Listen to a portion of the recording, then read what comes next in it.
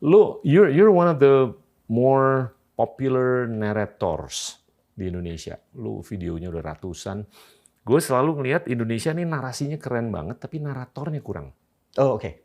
Nah, narasinya keren, naratornya kurang. Kurang bullshitter. Ya, bullshitter yang bisa nge-backup bullshitnya. Oke. Ya kan? Okay, that's good. Nah, ini gue mau ramu That's a good statement.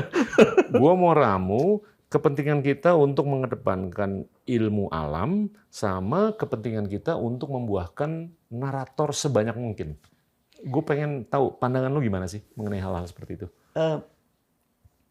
Ada dua orang yang saat ini menjadi acuan gue karena kan gue hobinya baca, as you know, gue hobi baca. Jadi buku di bawah bendera revolusinya Pak Karno, itu waktu gue baca, itu benar-benar kayak, dia menulis itu benar-benar kayak novel, cara Pak Karno menulis. Jadi kita langsung larut gitu, dia masuk, dia ngeliat cewek ini keangkat satu, kita terima, walaupun cuma ini loh, belahan. Tapi dia tulis di buku seperti bukunya Hitler, Mein Kampf, Perjuanganku. Terus di zaman modern ini, gua nggak bisa tidak mencintai orang ini yang namanya Obama. Gila speech-nya. Iya, top. Dia bisa, akhirnya gue belajar bahwa ini bukan ilmu baru, tapi gue ambil sendiri. Karena latar belakang applied psychology itu, bisa gue tarik sini, bisa gue tarik sini. Jadi kelebihan dua orang ini, versi gue adalah, mereka adalah imajinatif naratif. Jadi waktu dia melakukan narasi, orang berimajinasi. Jadi teater of mind-nya main.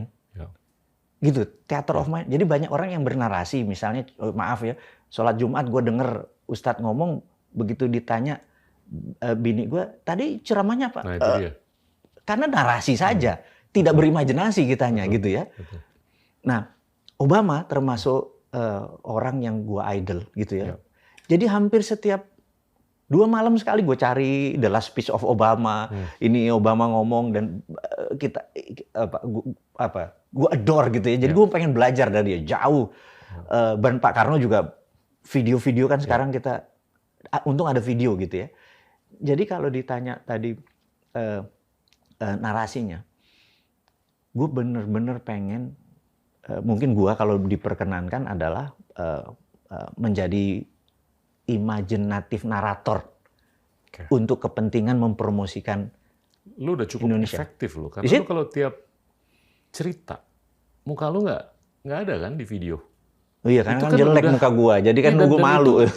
Tanpa muka lu aja, lu udah bisa memicu orang, memprovokasi orang untuk berimajinasi. I see. Ya kan? Okay. Itu kalau menurut gua mencerdaskan. I see. Iya kan? Supaya orang bisa stretch the imagination. Betul. Tapi gua mau rewind dikit deh, balik ke Obama. Being the devil's advocate, ya. Siapa nih? Banyak kritikan mengenai Obama adalah pidato tuh nggak menjawab segalanya. Agree. Ya kan? Ujung-ujungnya lo harus bisa korelasikan ke aksi. Nah, dia termasuk yang mana nih? Kalau menurut gua banyak yang tetap ngeritik dia. Dia mungkin pidatonya oke banget. Tapi banyak hal-hal yang dia bisa lakukan tidak dilakukan selama 8 tahun. Good. Oke. Agree. Kalau gue sih mungkin agak-agak bisa berdebat di topik itu ya. Tapi salah satu yang dikritik oleh banyak orang, khususnya yang di sayap kanan, adalah mungkin dia menggelembungkan defisit. Tapi kalau gue lihat, Republik pasca Obama lebih menggelembungkan defisit. Ya, waktu itu kan dia menggelembungkan defisit karena pencetakan uang atau quantitative easing 2009 ke atas. Ya, karena shit happen kan 2008-nya. Iya.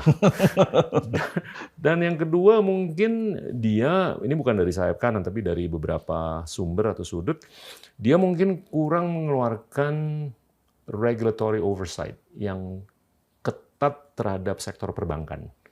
Setelah dia lakukan rekapitalisasi, dia kurang ketat supervisinya dan segalanya. Sehingga terjadilah pemborosan, kesembronoan di Wall Street, di mana Wall Street nggak ketemu dengan Main Street. Setuju. Ya kan? Setuju. Ya, kalau dan yang parah menurut gua, Obama adalah sewaktu dia Obamacare itu membuat pharmaceutical menjadi, ya jadi kalau sekarang di belakangnya COVID adalah pharmaceutical yang sakit hati, kita nggak heran, gitu. Dia terlalu darling kan waktu itu. Sementara Trump saat ini menebas itu semua kan, gitu. Ya, gue bilang wah ini dia take a side ini di bernegaranya gitu kan. Betul, Harusnya betul. bernegara kan nggak ada take a side ya, nggak ada. Ya. Ya IPO, Lexos, Bud Hankam ya udah rata. Ya. Jangan satu yang lebih gitu. Ya. Dia waktu itu melakukan itu. Anyway, tapi yang saya pikir adalah kita belajar banyak. Kita ambil bagus-bagusnya aja. Tapi gue pengen balik ke lo nih. Oke. Lo tuh sebetulnya cukup bisa menjadi imaginative narrator, ya kan? Tapi gimana supaya Indonesia tuh bisa memass produce narator-narator? Karena yang bikin gue sebel tuh kalau kita ke luar negeri, orang tuh lebih seneng ngobrol mengenai India, Tiongkok, ya kan?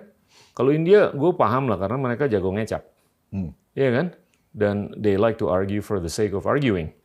Bukan for the sake of the substance, Iya, betul. ya kan?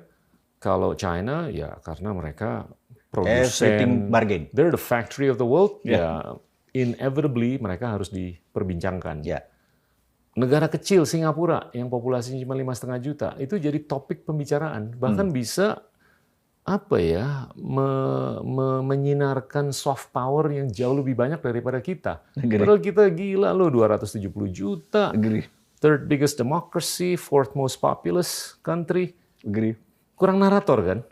Gimana supaya ada 100 narator? Dia bisa ngajar di sekolah yang keren di Eropa, di Jepang, di Tiongkok, Australia, Amerika. Dia bisa menemukan sesuatu yang keren banget, yang bisa diperbincangkan oleh dunia. Tanpa mengurangi rasa hormat ke bangsa Indonesia. Budaya Indonesia itu budaya pitutur. Bertutur, bukan budaya baca. Jadi bagaimana membuat budaya kita baca, dan pada saat baca dia ininya main kan. Nah, kita harus mempromosikan membaca, tapi dari yang sederhana dulu. Jadi kebiasaan misalnya, all presiden Amerika atau first lady-nya selalu datang ke TK-TK bacain. Nah, apa kita harus buat gerakan Indonesia membaca kali ya? Dan itu tidak harus ada kita, karena sekarang by YouTube kita bisa menyebarkan virus itu gitu, baca. Yang kedua adalah bahkan lo bisa ke Blinkist, udah dengerin aja berapa menit. Dan yang kurang saat ini adalah buku-buku bagus. Jadi ada yang pernah bilang, orang Indonesia nggak suka baca. No, buku bagusnya nggak ada. Begitu ada buku bagus, orang kita baca juga kok. Gue kurang sependapat. Really? Gue kalau ke toko buku tuh gue nggak nyari topik yang gue suka. Nyari yang apa jadi? Random. Iya. Bahasa Indonesia apa bahasa Inggris nih? Bahasa Indonesia, bahasa Inggris. Rasanya bahasa Indonesia ada yang. Ya kalau bahasa Indonesia mungkin agak-agak bias ke sejarah kalau gue beli buku, ya kan? Tapi kalau bahasa Inggris gue ke toko buku gue random aja begitu. Kalau bahasa Inggris itu mengenai physics kayak, mengenai sociology atau mengenai apa itu gue baca. This is interesting. Kita sama-sama penggila baca. Kalau kita datang ke toko buku, anggap toko buku yang ada di Indonesia begitu baca, kita suruh nyari sendiri referensinya. Tapi kalau kita di Times atau di Singapura deh, itu langganan. Begitu datang, bosman datang, dia udah tahu. Dua yang ngawal. I need a geopolitics book. Okay, have you read this Fire about Trump? How dia become narcissism dan lain sebagainya? Oke, apa isinya? Dia cerita. Terus kalau gue baca ini di toko bukunya, dia mereferensikan. Wow. Jadi kita kalau di Indonesia nyari buku. Gue nggak pernah digituin. Oke. I mean, you're getting better service than I do. Jadi kalau ke sana kita nyari knowledge. Kalau ke Indonesia kita nyari buku. Dia bilang, lu udah baca Asian Water nggak? This is how China become strong karena menguasai water, katanya. Tell me isinya. Dia cerita gini. Oke, I buy this book. Ngerti nggak maksudnya? Jadi yang penjaga bukunya itu dia baca bukunya dan kita dikasih knowledge.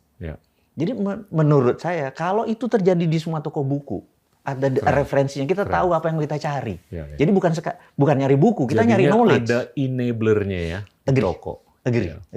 Itu yang makanya kita datang. Tapi lu kalau ngomong begini lu, ya itu manifestasi dari kemalasan kita juga. Kita harus diprovokasi seperti itu. Agree. Iya juga. Iya kan? Iya. Jadi itu kalau menurut gue lebih sistemik. Itu di-spoil sih sebenarnya kitanya. Kan? Dan diarahkan, di leading untuk dibaca gitu. Iya. Nah, how do we fix that? Harus di-enable dulu, baru nanti lama-kelamaan enablernya ditarik supaya mereka secara innate mau datang sendiri ke toko buku atau ke Amazon atau kemana, mesen. Kan kita kalau naik sepeda roda 4 jadi roda 2 kita harus begitu dulu. Paham. Begitu. Menurutku ya harus di guide karena nature itu sedikit orang dibentuk dengan kebanyakan nurture.